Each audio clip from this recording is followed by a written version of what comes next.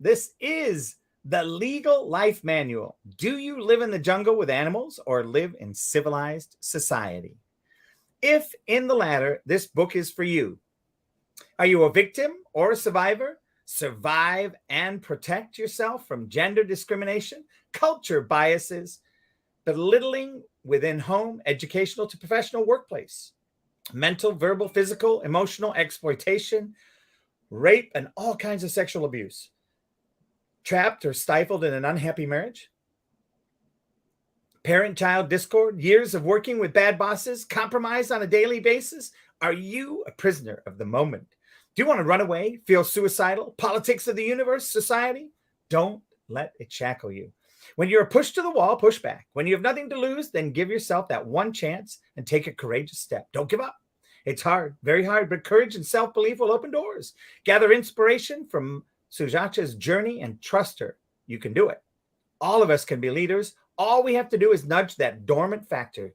Giving in is easy. Tenacity and resilience are words to describe that one moment when you decide to take action, even if it is swimming against the tide or against all odds. No matter what the problem, SUJATA is your partner to overcome the challenge and turn it into a stepping stone to progress. Leaders walk the talk and should be accessible to make a difference in people's lives. Money cannot do that. Care can. Do you care for yourself or others? SUJATA cares for others. And I'm Coach Les, and part of why I'm here is because I share the same philosophies as SUJATA, and we are here to create this podcast and have fun taking on issues that are related in the book, and the book allows us to use the book to reference, go back and forth. And, one of these days, SUJATA and I might disagree. You never know. But until then, here we are, and thank you all for being here. Welcome, Simply. I'm going to invite everybody up on the stage to get ready to join in the conversation once we get the topic up and moving. Hey, Pedlin, how are you? Good afternoon, Alyssa. Good afternoon, Dee. Welcome to the stage. Good afternoon. Hello, Albert. Come on up. And with that, SUJATA, the mic is yours. What are we going to talk about today? First, I would like to just say that even if we disagree, we'll still be here. Disagreeing doesn't mean that it's the end of a relationship. It's just a part of differing views. Amen. Thank you. Paddling goes, amen. Exactly. And it doesn't mean we need to go to war either. Exactly. So it's not that, disagreement is something which, is going to create a fiction. It's just another perspective or a viewpoint. Amen. May I say something? Of course you may. The reason I said amen is because, and I think I've talked about this before about how me and Grandpa were doing like curse-breaking prayers. So before we did them, me and him got into a lot of squabbles over things we disagreed with, and that's why I said amen. And we're getting better now. And I think, Pedalin, part of that journey with people, right, is learning to find where the boundaries are, learning to find where the guide rails are, much like driving a car on the mountain, right? We have to learn where the boundaries are and the guidelines so that we can learn to live with each other, even with our differences. Yeah, he said he got to a point where he was afraid that it seemed like every time he would say something, I would counter, and he said he got to where he was almost afraid to say anything. Yep, I understand.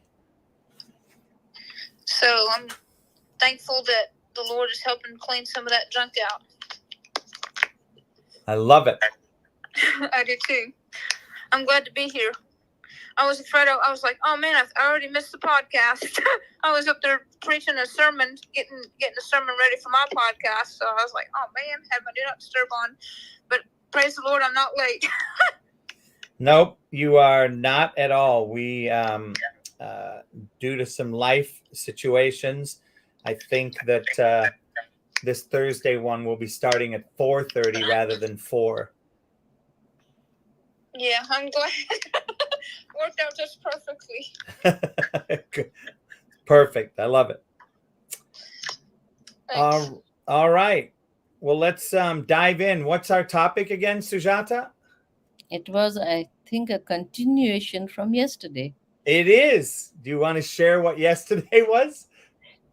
Well, yesterday with, I think Pedlin was there, but the others who are not there, we were having a discussion on compromising your principle versus keeping your soul intact.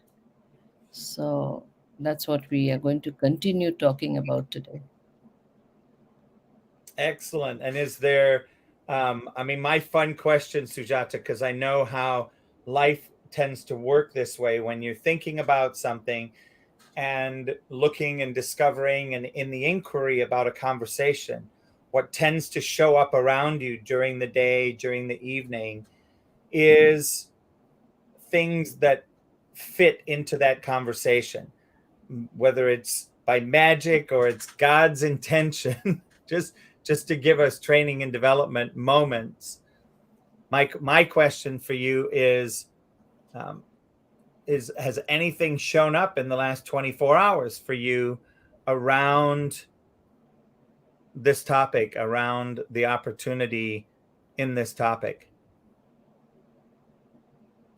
Like I said yesterday, it's always around. It's something we are uncomfortable to talk about, but with every communication, with every relationship, whether it's in your personal life or in your workforce or outside something which you're observing, it's always there. We are faced with situations and we have to make a conscious decision or what decision we want to take going forward. If something is wrong and our gut instinct tells us it's wrong in every which way, and we choose to ignore it because of compulsions, because of conformity and all that, then that's how things always get sidelined, brushed under the carpet, and then we have discussions on mental health and well being. We talk of injustices and all, but where does it all start? It starts with the individual, and then it becomes a collective, because if everybody is doing the same, that's how we collectively end up doing the wrong thing or end up doing something which we shouldn't be doing, but we do it for various multiple reasons.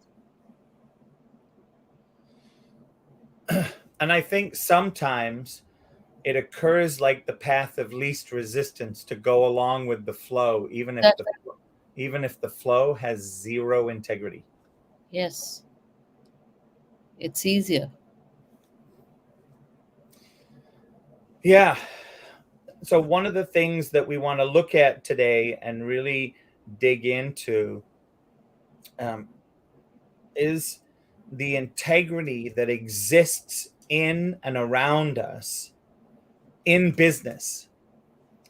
And most recently, I've been interviewed by a couple of people that are looking to vet me to see if I'm the right coach. And one of the things we've been talking about inside of this conversation, around the whole compromising principles, keeping the soul intact, is when we look at those issues and we look at integrity, what are the ways in which we can have discussions about principles and train and develop somebody for what is available by maintaining the integrity of those principles throughout the course of your life, really, not just at work, but at home and with your significant other and with your friends and with your vendors or with your clients, whatever the case may be. for me, it's this conversation where people think that, oh, I can get away with just a little bit of out integrity and it won't matter. And the difficulty with that is, let's just say, for the sake of numbers in this conversation, that if integrity is 100%, and we say we're going to get away with a little bit of out integrity and we're going to do 90%, and 90% is good enough for many, many people. Suddenly what happens is that 90% becomes the new 100. And then along comes the person that says, oh, I can get away with just 90%. Well, now 90 of the 100, which was 90 of the 100 before, now has us even less. And I think this is the part where, for me, when we start to look at how can we create a new structure that empowers the individual, that empowers the company, and empowers the communication to have it win. And what does that look like?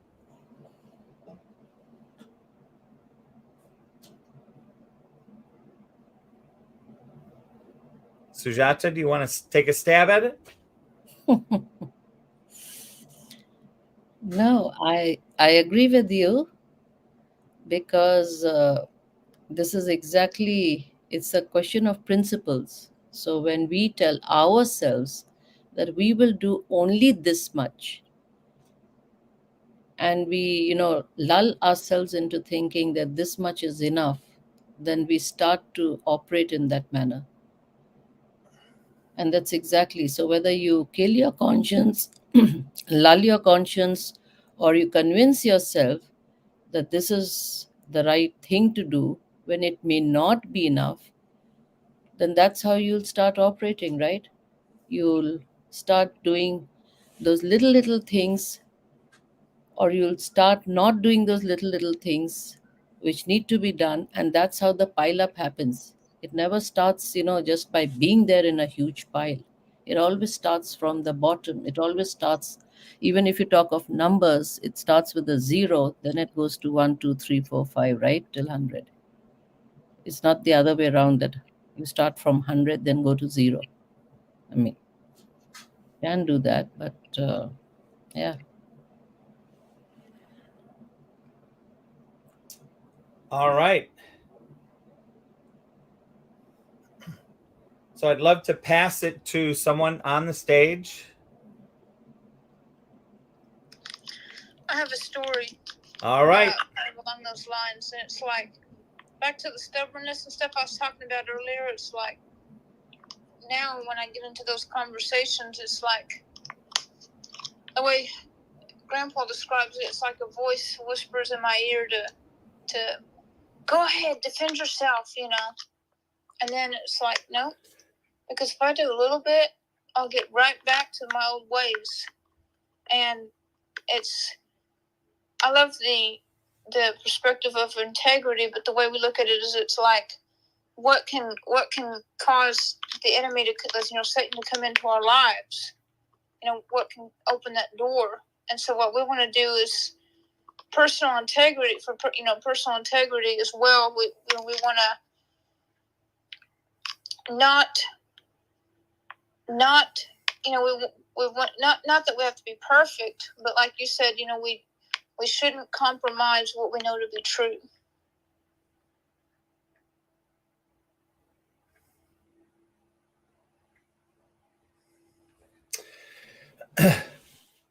I think it's wonderful to play that way, because and by the way, when I say play, I refer to playing as our life. Everything that we do is a game, and it can have significance, it can have importance, it can have love, it can have anger, it can have frustration, and it's a game. And how we play the game determines how we live life. So if that's a structure that works for you, Padlin, then that by all means create that. Amen. Awesome. And with that, I pass the mic to D. I'm having bad audio issues. All right. I don't know if you can hear me, but in the air where I am, it's very spotty. Oh, you're perfect here. Yeah. Oh. We can hear you beautifully. What's the question?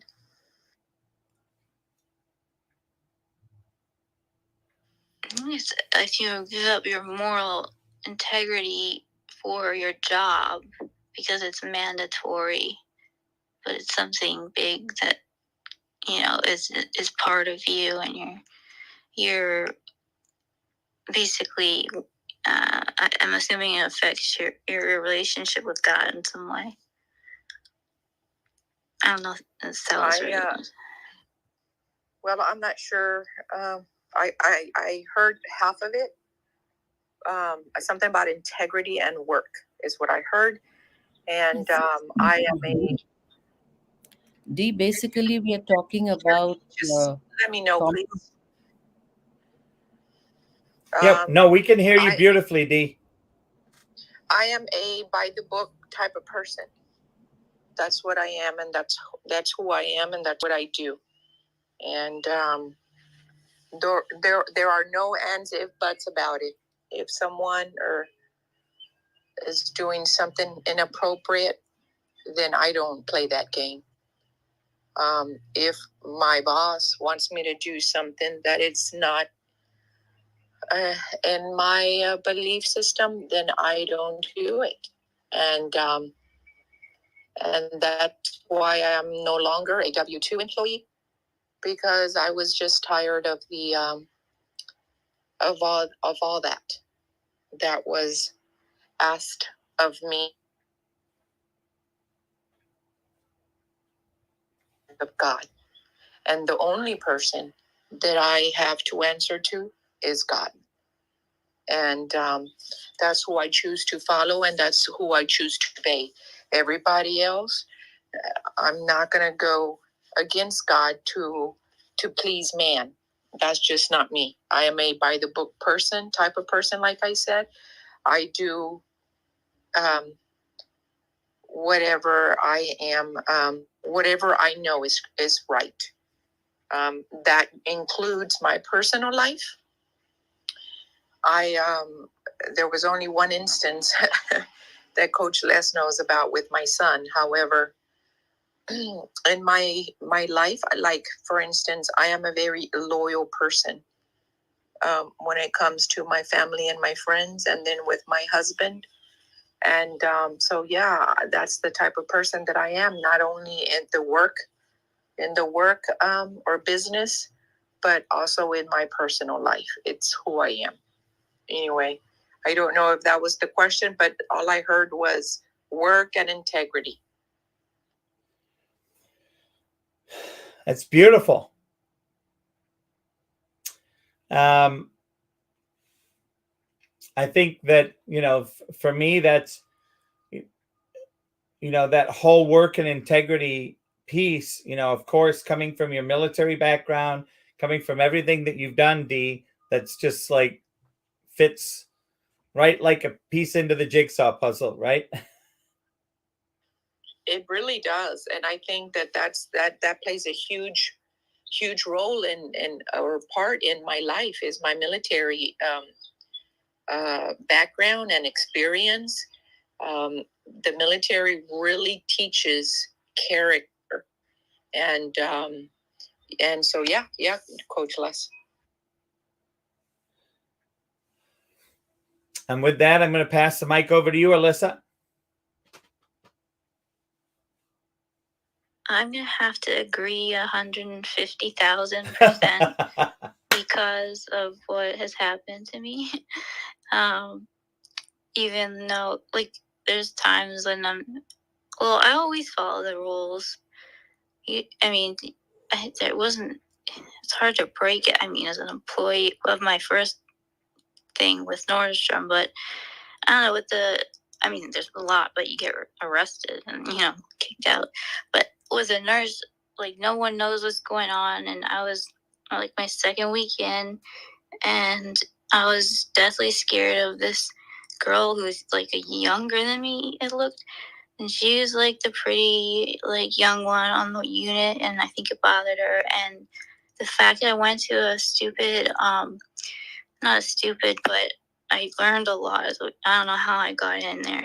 It was my acting ability, actually, I think, because my interview went really good and really well. Can't speak. And so I knew a lot. And I don't think she liked that I had a whole BSN RN. She was just an RN. But she had a lot of skills. So she was a great nurse. I told her all the time. She was amazing. And you can't just show somebody one thing once, like in a hospital, like hanging meds. And it's, like, kind of dangerous. And because she would be like, okay, do this. You did it already once. And I was like, well, can you watch me do it and make sure I do it right, And even eventually wanted me to do it again. And I was like, yeah, that'd be nice. And in a nutshell, she was very not into picking it up the first time, where she got schooled in it. That's how she got schooled, not just doing it, And there's just so much of that. And she was bad in crisis situations, and there were a lot of them.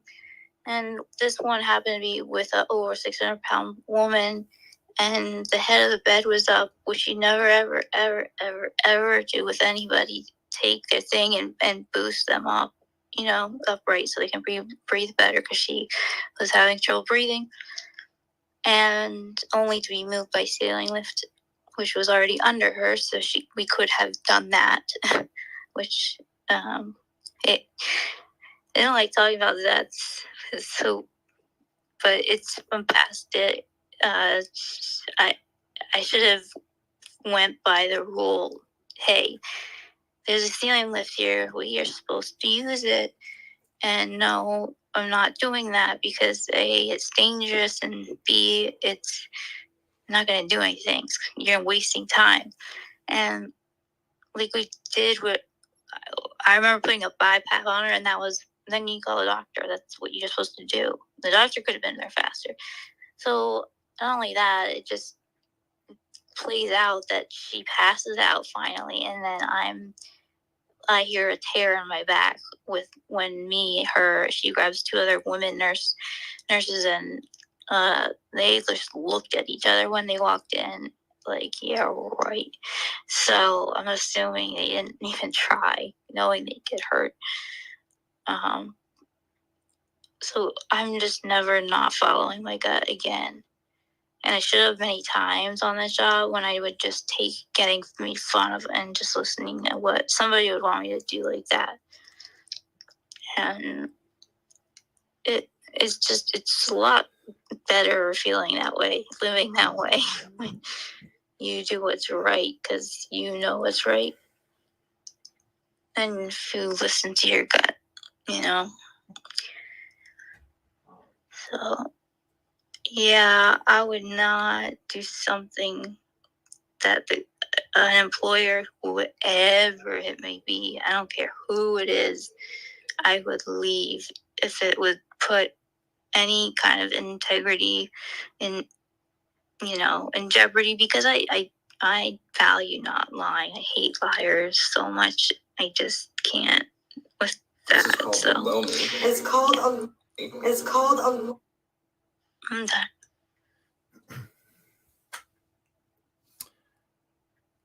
Well, thank you, Alyssa. Thank you for sharing. And here's the thing: I can hear your passion to keep things inside of what I call the guardrails of life, and it's so important. And I think When people come to me that I'm coaching and they ask me, Les, I'm in a breakdown in this area, the first thing I ask them is, where's your integrity at? How's your integrity doing? Where's an area that you've got to break down? And 99.999 repeating percent of the time, there's a place where their integrity is out that's impacting what they're doing. So with that, I'm going to pass the mic over to Sister Jeanette. Hey. Hey, Coach. How are you? Alive and on fire. Yes, absolutely. You're on fire. What's the topic?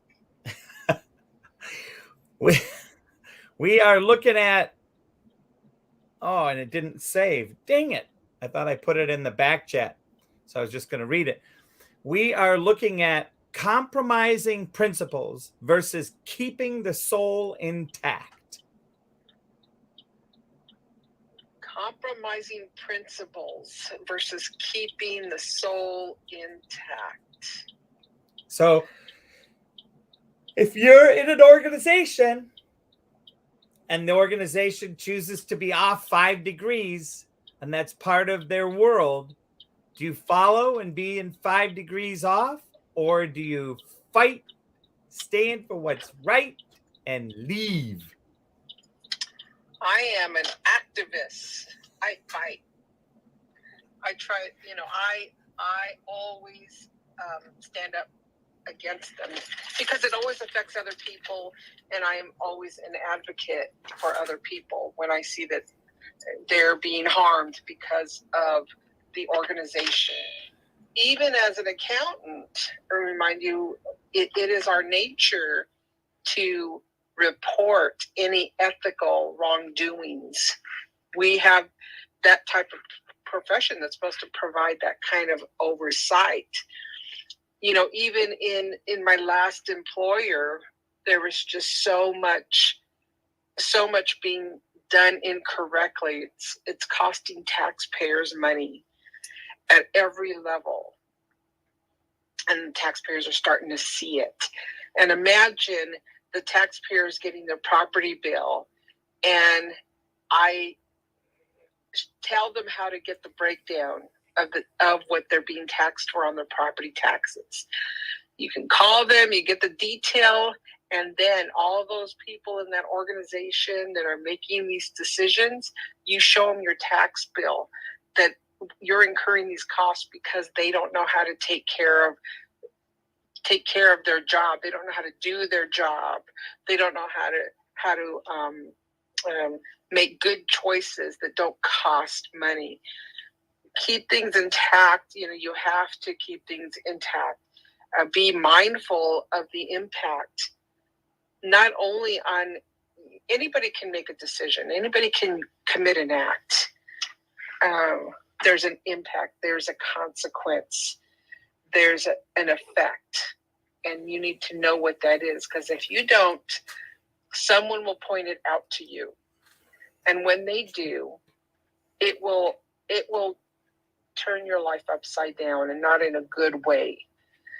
Stay in integrity, and you won't ever have to go through that. My job has always been to go in and find fraud or find inconsistencies that would reveal fraud.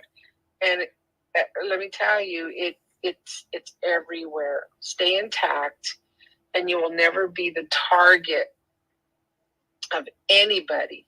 You can never sell your soul. I call it selling your soul, because once you do an act that's out of integrity, and someone that wants to own you, imagine that. They will use it against you to do their will, to keep it under wraps. So keep yourself clean. Follow your principles.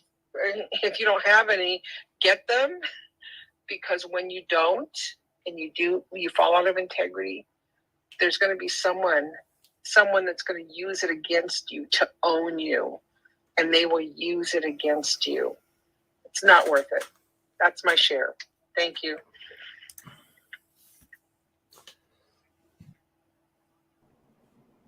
Wonderfully said, Janet, as usual. I liked what you said, sell your soul. At the end of the day, it is our soul, and we are answerable to our conscience, and we live with our conscience. So, like there's this quote, it takes nothing to join a crowd, it takes everything to stand alone. Hans F. Hansen. Yeah, and you're never alone. You just need to know your tribe.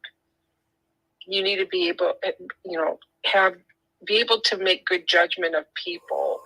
And once you have a good tribe, you have a good support system that no matter what you find, now you're going against those that are out of integrity.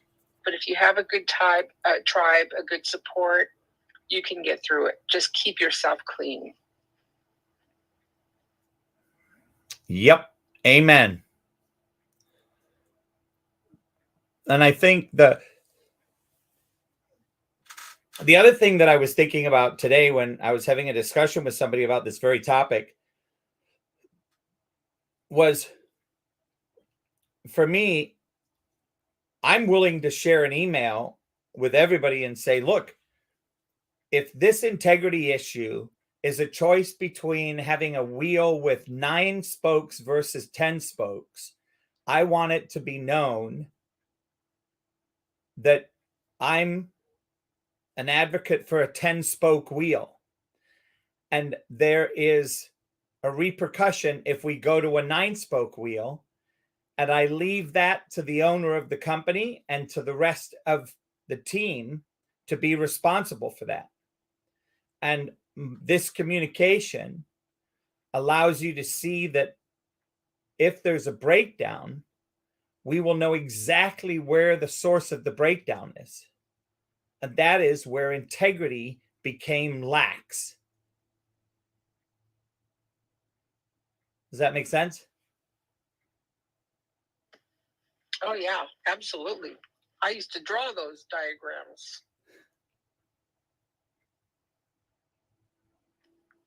There are diagrams that you do in companies. They're called risk and controls. And you follow the flow of anything, and you can see where all the processes, whenever there's fraud, you can see where it fell out of integrity, where there needs to be improvement. And you can do that in any person's life as well, where you could see when they started falling out of integrity. When did they start doing? So yeah, I'm very familiar with diagrams and documenting it.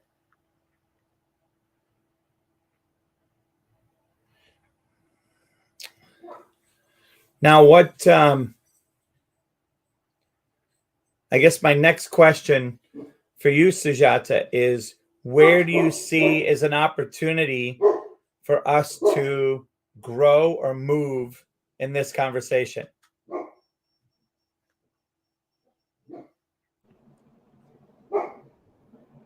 The key is to continuously question ourselves and our actions. That is accountability to oneself.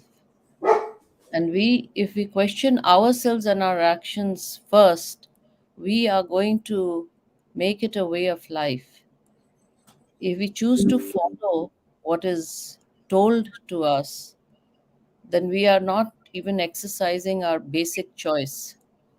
So the right and wrong doesn't even come into it. You just decide, I'm not even going to think, and I'm just going to go with the flow.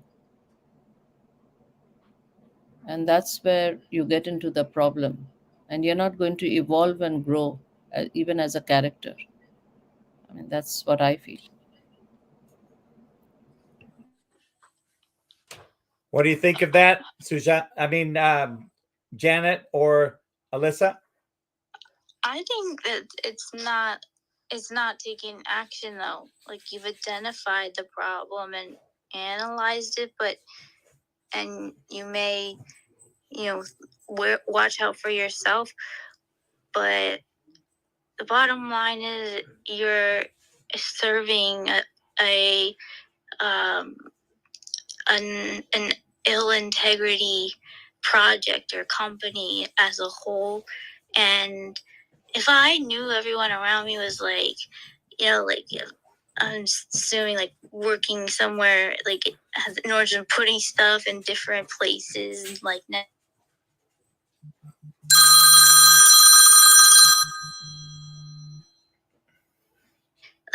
of Mac in like Clinique's drawers, and like those have so many products, it would drive you nuts because you have to order them and alphabetize them and then do so much work to get it together, and you don't know if it's used. It causes so much problem if something is out of place. Anything in a company, anything that can be back in place is going to help it. And if you know it's not going to change, I can't stand around, and watch it just go downhill. Because I know it will go downhill. Everything that's evil, I just see it go down. Or so it seems when I'm a part of something and get out because of that.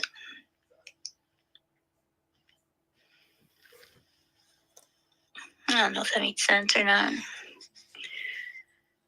Oh, definitely. I mean, for me, Alyssa, the world is gray and it doesn't work. And we can see how more and more every day our world isn't working the way it is. And it's because it's gray. Therefore, bringing integrity into everything that we're doing on an ongoing basis creates a new level of workability.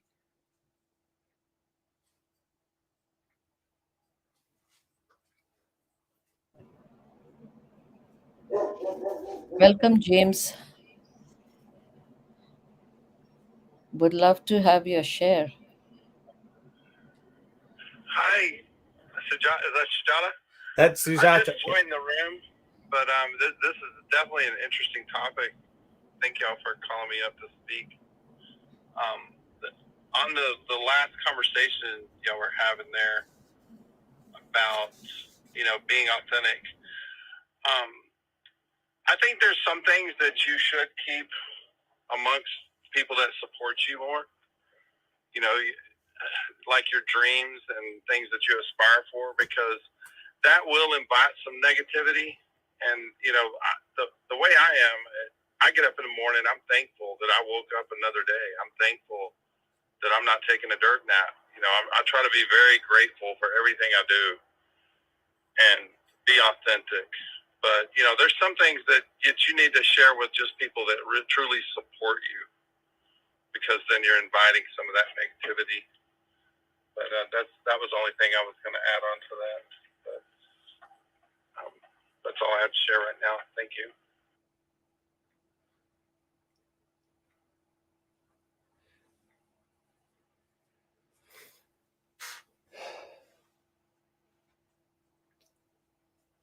One of the things with problem solvers, really good problem solvers, is they see cause and effect before anybody else. They know when somebody says, we're going to put this into effect, they already know what the end result's going to be. The next step is just to quantify it or qualify it. But if they're really good in problem solving, you're probably going to want to get their input. You probably want to get some evaluation from them on what they're thinking. And that helps companies when they're looking to catch or correct these types of anything that falls out of integrity. They usually look to the ones that are the good problem solvers to analyze it and do the cause and effect analysis.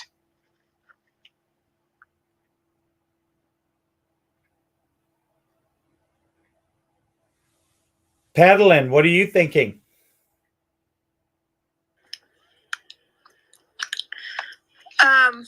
About the compromise. Yeah. I'm not sure. I just got off talking with Grandma a little bit, but yeah, I believe that, like, I don't know what I was gonna say, but yeah, no, I don't really have anything. I'll have to listen in a little more to be able to know what I would say. But what she said about problem solving, that was a good. I would have to agree with that.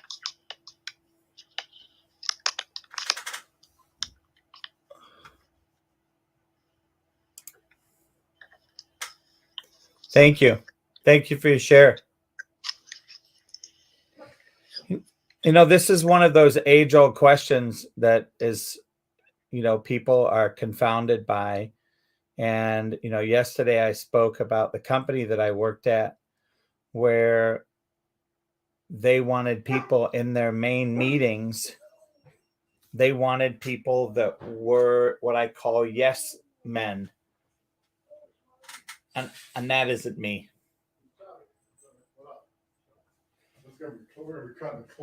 So there's just no possible way. So I'm going to hand it over to you, Sujata. You can't go.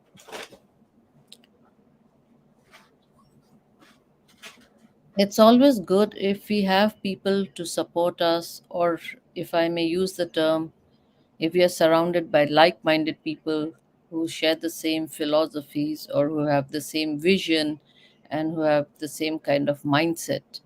The question that we are talking about is that there will always come a time, not always, but most often you will be faced with the situation where you may have to stand alone, even go against losing your tribe, or even losing the people who are supporting you at a given moment. What do you do then? What decision do you take if it is doing the right thing? And this is where I come back to, in a round circle, that you are answerable to yourself first and to your conscience. And if it means that, even whether it's a loved one, whether it's a family member, it's a friend, or society in general, or your place in a certain group, do you stand up and say that I disagree? Sometimes just to say I disagree takes a lot of courage.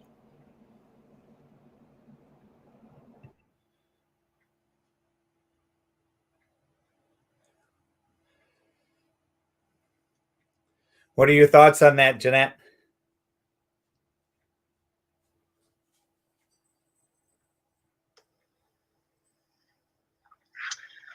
Courage indeed.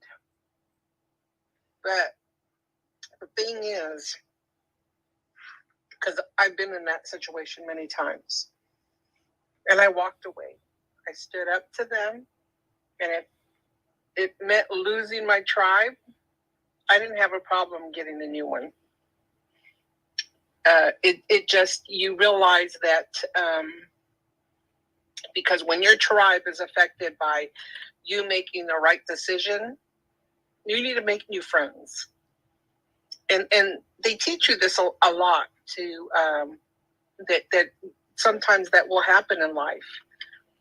And one of the things that people are always concerned with is, they care more about pleasing other people than themselves. So if you put yourself first, truly put yourself first, and you're up against that wall where you either stand up to what's wrong and lose your tribe, guess what? If you come first, you're going to say, okay, I'll see you later. And your feelings will be hurt for a while. But in the end, if you're right, you'll come out ahead. Always remember, you come first. It's not about pleasing other people. It's about being what's right and true to you. Someone used that word authentic. If you're true to yourself, you are authentic.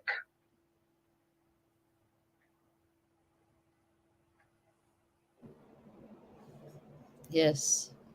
James, what are your thoughts?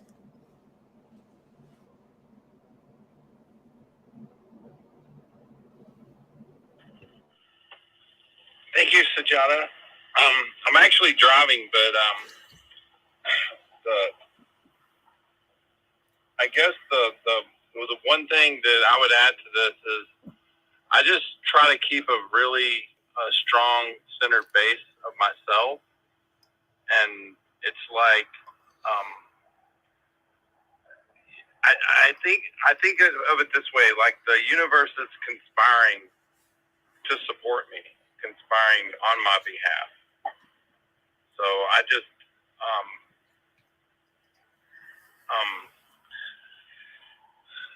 try to keep a mindset of abundance all the time, and happiness and abundance, and that's it.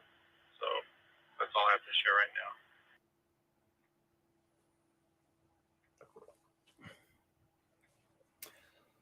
now. Alyssa, how do you see on your health and well-being journey, how do you see this, the impact of this conversation on that journey?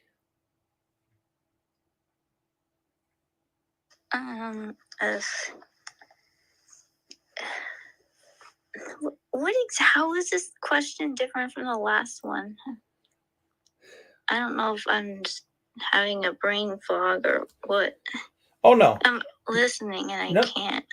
No, it's just taking it. It's just continuing to peel the onion. So it's really the same question, just looking at a little deeper. And I just see when one thing is off, it causes like fits of, I don't know, it can come down to that. I don't know if it comes down to business. If you have business, it could come down to a missing piece of merchandise that cost a lot of money, maybe a little money, and it could have made your year or something. And something wasn't put away correctly, taken out. There's things happen in business that are so easy to like slip up, like what kind of numbers you're supposed to make for your company, and the people and the relationships. This is the most important thing, because if something's off there, oh geez, so you don't want to be in a room full of 60 nasty growling women, you know what I mean? And it's just it's part of office, and the way the system, the business is to work together. Like, I'm an expert in this. Oh, if they need something else, I have to get them an expert in that, and people can screw it up by being greedy and just being like, I'll do everything. And then they end up with tons of returns, or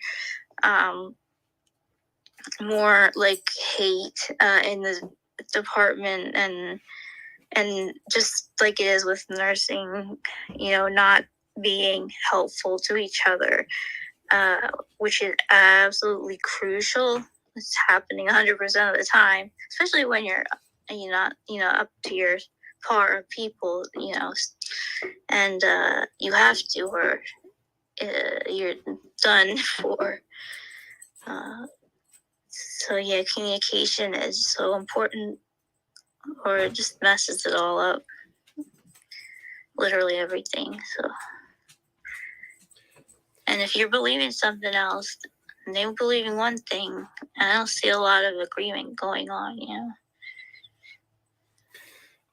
And this is exactly, for me, Alyssa, what you're sharing is exactly the whole point, right? And this is why thank you for taking another slice at this, is because one of the things out of all of this is the integrity of team.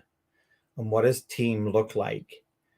And in various opportunities in various fields, so many times, and I watch, somebody very dear to me that has created a relationship with the union employees. And in creating that relationship, they realize that sometimes things have to bend a little. And in the bending of things a little bit, what happens is there's this collusion of coming together and working together to produce a result that sometimes needs some of these things to bend. And some of these things are rules like, well, you know, we don't have to work overtime. And yet everybody's committed to getting the job done. So if everybody works 15 minutes of overtime and they can get the job done, now they're going to get paid that overtime. So it's not like they're not going to get paid for it. They're going to get paid their, you know, whatever it is, time and a half or double time. The thing that happens, though, is when the team comes together, it's a beautiful opportunity to level up that integrity.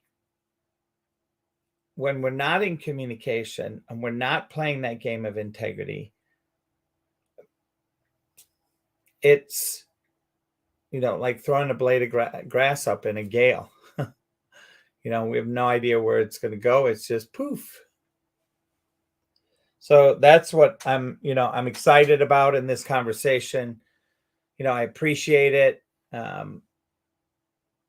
And, you know, thank you for it. And thank you for the opportunity to discuss this and look at how does integrity work?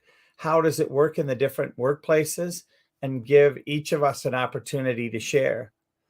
And inside of the conversation today, I'm going to close down the live streams, and we're going to continue for a little while here on Clubhouse.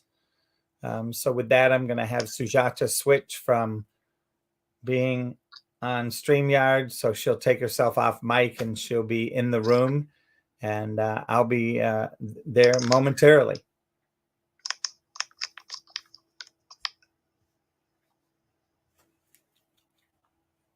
Okay.